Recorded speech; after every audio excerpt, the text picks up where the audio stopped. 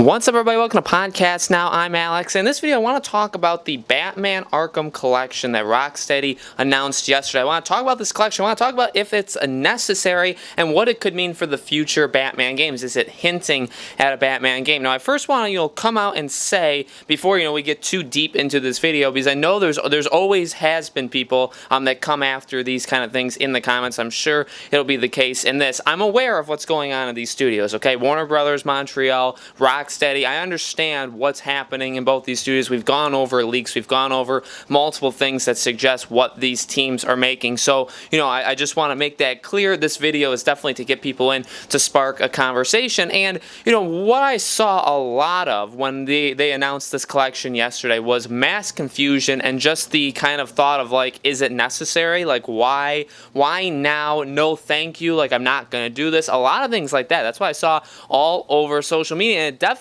is a really, really weird time to announce something like this and to put it out there to come out, I believe in September, but just to announce it in July, just a random day, July 8th. See, these are the things I was talking about, those Monday kind of announcements that one day we may get a Warner Bros. Montreal Batman game, just an announcement on a random Monday, because these kind of things just happen. But it came out of nowhere, and, they announced it, and it's, here's the thing. I already have the Return to Arkham collection, the Arkham Asylum and Arkham City that got remastered for the next generation, back then, which is now the current generation now, consoles. And, what's funny about that is the fact that a lot of people then pointed out afterwards that it seemed like with the patch jobs that they did, especially in the animations and the lighting, they kind of made things worse. Especially the CG cutscenes, or any of the cutscenes in general, definitely looked worse on the PS4, Xbox One than they did in their original state. So that was just kind of funny there, but it really makes no sense to do a collection like this now, especially in the fall of 2019.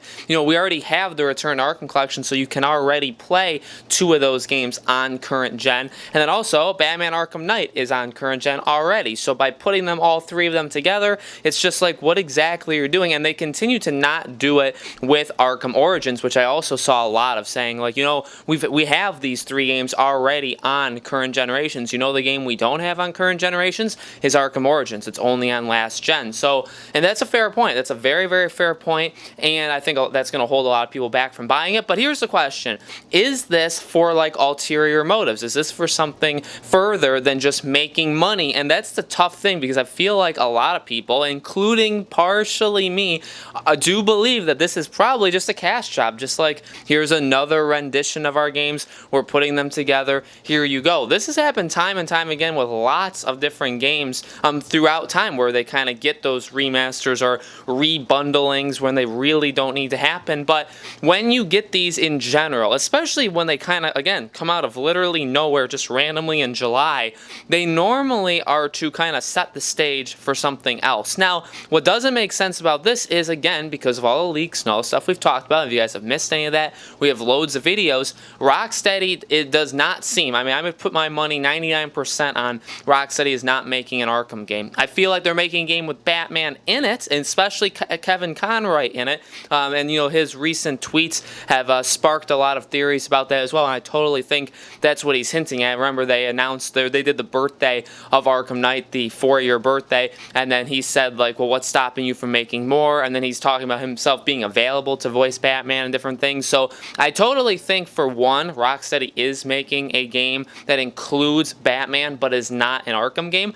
But that's the biggest thing, right? Here's the deal. Not having Warner Bros. Montreal's game in terms of Arkham Origins in this bundle is very, very strange, because what this could very well be setting up, and why I would do something like this, is to announce a new Arkham game, is to get ahead of things and announce a new Arkham game. We had these are different, but we had the Sly collection back in the day, where we had all the Sly games ported or remastered a little bit, and then that was right before Thieves in Time, Sly 4, came out. We know Eco and Shadow of the Colossus, Sony did that remaster where they put both those games together, put it on the PS3, and that was supposed to be leading into The Last Guardian, which was supposed to come out the following year. Obviously, that got delayed into The Abyss, and it came out eventually on PS4, but that was what the goal of that was. So what am I getting at? When you do these kind of remasters, and especially for this, the only way that this can actually go down well is if this is a precursor to announcing a brand new game. I don't don't think you do, and that, unless you really want to make it just known and obvious that you're doing this for money, which I think they maybe could, but I don't think they'd want to admit that. So this could be, and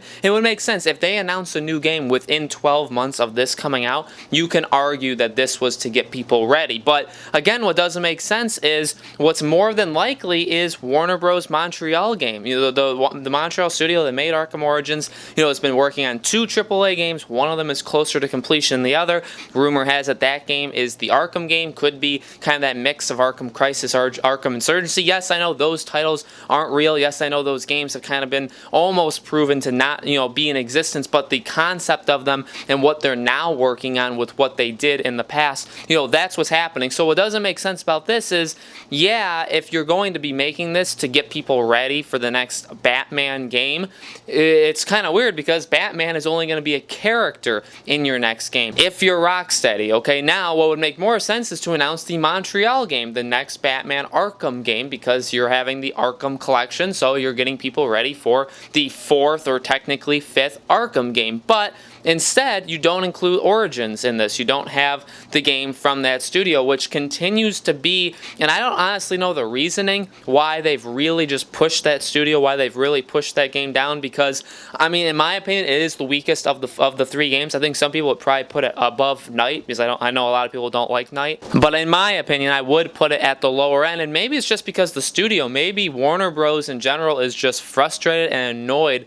with that studio that they haven't been able to deliver games past that game, and they're like, you know what, like we've just had it up to here with you, we're fed up, and so we're going to continue to kind of ignore the fact that you even made a Batman Arkham game until you make a second one, and then we'll talk all about it. So it's just a really, really weird situation and circumstance. I don't know. I would honestly put it less likely than likely that this collection is for a new game. Now, I think, again, they'll spin it that way. I think, if at the Game Awards or if at E3 2020 they announce Rocksteady, they announce their next game, and it's Justice League, and it's got Batman in it, then they can say, that collection, bringing all the games together, it was to get people ready for that. Otherwise, they will argue it's not for money. I will say it's for money. However, their argument will be, well, now you can play all 3 of these games together. Now all 3 of them are Arkham Knight's already on PS4 and Xbox One and all that stuff, but they'll argue that now you can play all 3 games in the exact same place, which,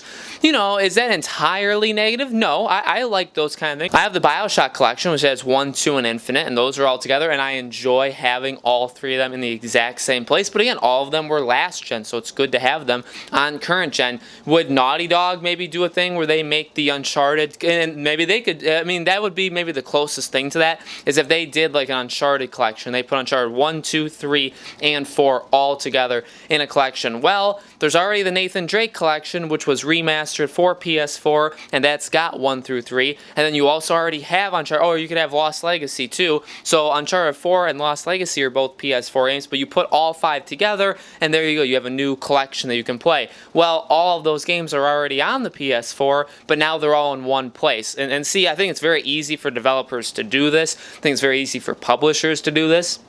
It's just a way of, I think, making more money. But again, at the same time, I feel like they'll spin it, and I hope that the actual reason is to get ready for their next game. I mean, if there is an Uncharted 5 coming out on the PS5, which rumor has it there is, I actually would expect something exactly like I said. Every single Uncharted, put it together, have it be on the PS5 in one, disc, one bundle. I think that will happen. And it could be the exact same thing here. That could be why they're doing it, getting us ready for that next game. So it's interesting. I hope that's the reason. I mean, I'm just scratching at literally anything. It's just such a weird announcement. That's the biggest thing. It's just July 8th, and they announced this in the morning. It's like, why? Why now? Why didn't you do it at E3? Why didn't you do it for the 4-year anniversary of Arkham Knight? Why did you wait till now? Why is it coming out in the fall? It just is all very, very weird timing, and you're not even making a Batman Arkham game. Warner Bros. Montreal is. So, like, what is going on? It's very, very interesting to me. But guys, let me know in the comments below,